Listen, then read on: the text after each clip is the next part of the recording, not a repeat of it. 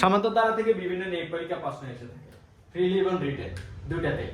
দেখেন 1 থেকে 100 পর্যন্ত সংখ্যাগুলোর যোগফল কত হয়। এটা একটি সমান্তর দ্বারা 1 যোগ 2 যোগ 3 যোগ 100, এটা একটি সমান্তর দ্বারা। দেখেন প্রতি ক্ষেত্রে বিয়োগফল 1, প্রতি ক্ষেত্রে পার্থক্য বা বিয়োগফল যদি একই হয় তাহলে সেটা হচ্ছে সমান্তর দ্বারা। তো আমরা বলতে পারি এটা একটা সমান্তর দ্বারা। দেখেন আমি একটি গড়ের সূত্র লিখে রাখছি। এই গড় থেকে কি আমি যোগফলের সূত্র বের করতে পারি না? হ্যাঁ, যোগফল। তাহলে যোগফল সমান কত লেখা যায়? দেখেন নিচে এক না, এই যোগফল ইকুয়াল টু গড় ইনটু পদ সংখ্যা, গড় ইনটু পদ সংখ্যা। পদ সংখ্যাটা আমরা সহজে পেয়ে থাকি। পদ সংখ্যা কত? শুধু গড়। এই যে সমান্তর দ্বারার গড় বের করার একটা সূত্র আছে, শেষ পদের সাথে প্রথম পদ যোগ করে 2 দিয়ে ভাগ। 100 এর সাথে তাহলে 1 যোগ শেষ পদের সাথে প্রথম পদ যোগ করে 2 দিয়ে ভাগ। এটা হচ্ছে কি? এটা হচ্ছে গড়ের সূত্র, মানে 101/2। এটা আমরা কাটবো না, এভাবে যেভাবে আছে এইভাবে। তাহলে গড়ের কি সূত্র পেয়েছি আমরা?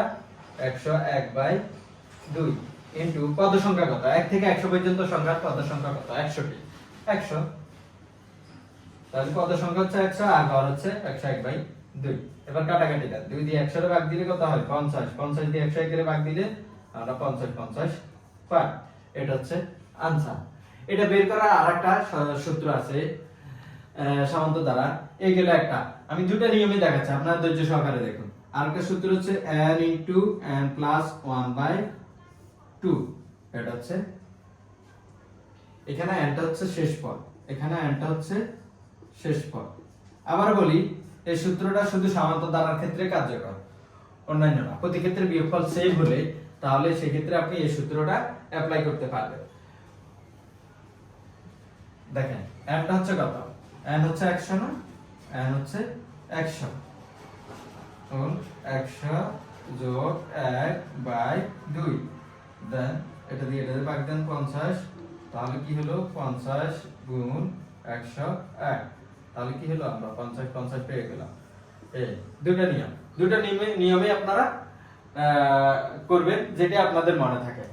এটা করলে অনেক ফায়দা আছে, কেননা তখন আপনি গড় শিখলেন, যোগফল শিখলেন, পদ সংখ্যা বের করারও সূত্র শিখলেন। পদ সংখ্যা, এটাকে আপনি পদ সংখ্যা সূত্র বানাতে পারবেন, যোগফলের সূত্র বানাতে পারবেন, গড় তো অলরেডি আছে।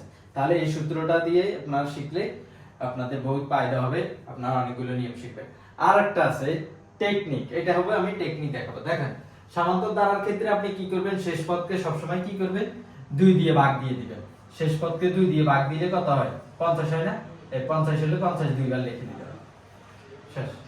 প্রত্যেকটা সমান্তর দ্বারার ক্ষেত্রে আপনি এটা অ্যাপ্লাই করে দেখেন, आंसर পেয়ে যাবেন। শেষ পদকে 2 দিয়ে ভাগ দিলে যেটা পাওয়া যায় ওটাকে ডাবল লিখে দিবেন, आंसर শেষ। ধন্যবাদ। আশা করি আপনি আমার দেওয়া দুটো নিয়ম এবং একটা টেকনিক বুঝতে পারছেন। ধন্যবাদ। আল্লাহ হাফেজ।